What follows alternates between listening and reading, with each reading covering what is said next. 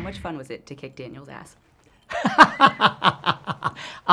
We worked on American. Oh, I know. Yeah. But we didn't get to share any scenes together. So I was really worried. I was like, are we not going to see them face off? Yeah, he's an incredible martial artist himself. Yeah. And what was interesting is when we were doing this movie, we trained separately. Oh. We didn't train together, so we never locked arms until we shot that big finale sequence, that epic fight. And when we came together, I mean, you can feel the brotherly love, even though we hate each other. But I could not have asked for someone better than Daniel to do this movie with. I know your background is in dance, and obviously you are no stranger to action films and things like that. But I'm curious, especially stepping into a film where like a lot of people have martial arts backgrounds. What is the physical, I don't have a better word than code switching, for you, as coming from a dance background, switching into like a heavily martial arts background? For me, I didn't really see a difference. I look at all things like they're dance. Dance is body language. To me, it's just the energy that you're using to speak. So if I'm in the middle of a fight sequence, I was like, I'm not dancing with gorgeous, graceful blues. I am serving, angry red, burnt orange, like mustard yellow, like dark, bloody burgundy. Like I change the color, I change the essence of the energy, and I move accordingly. And so having that language, but that's also how I look at acting with the camera. Like there's a real energy, there's a dance happening between the cameraman and myself. So I'm always dancing, whether people realize it or not.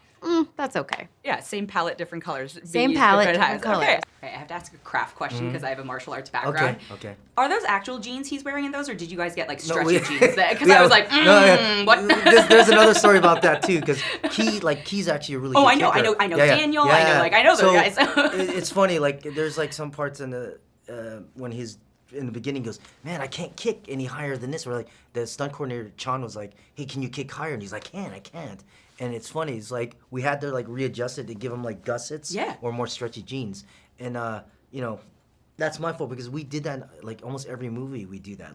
You have your stunt version of your wardrobe. Your stunt trousers. Yeah, your stunt trousers. How do you define personal success now, and how's that changed from when you were younger? Because last time I asked you this question, you didn't have an Oscar, and now you do, and now you are the leading man in an action film.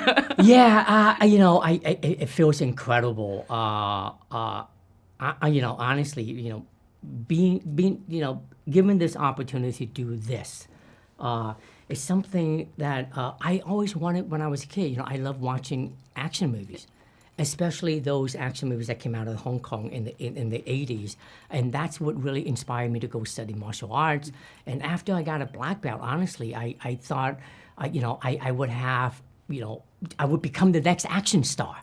Of course, Hollywood wasn't interested in putting someone that looks like me in an action movie.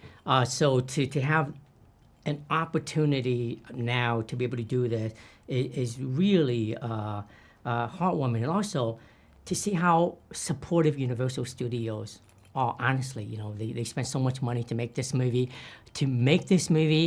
and when I go out now, when I'm driving around town and see myself on this big board around town, that is incredible.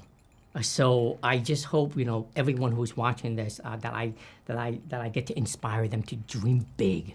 So. I have no problem admitting that I was sort of brought up in a time where I think society was very achievement-based. And I would be lying if I didn't say that I had bought into that. So it's I was working so hard to achieve so that I could be deemed worthy or be deemed good or just validated in general. That does not negate the fact that for me, I've always had an innate knowing that I have a talent that I want and need to share. I have something to offer. I am very good at what I do. But I no longer look at my achievements as success. That is not it at all. I value how I make someone feel. That is my success. If my work empowers someone, inspires someone, gets them to analyze their own behavior. Or, not all the characters that I play are always in the right. Sometimes they do some questionable things, but if their behavior can get someone to maybe analyze their own and make a different choice the next time, then to me that is success. Personal success, I would say it like this, is as long as you're happy. I think I was telling people, it's like when you're chasing career, right? So if you're chasing for money or fame, you'll never feel like you reach it. But I think if you love something enough, you'll make a living out of it. Do you know what I mean? So Yeah. I think just being true to yourself and loving, doing what you love is ultimately the highest source of happiness in a weird way, because I think when you're younger you're chasing certain things, certain ideals, but when you reach those ideas, it's still you don't feel fulfilled. And I think really it's just about being happy with yourself and being present.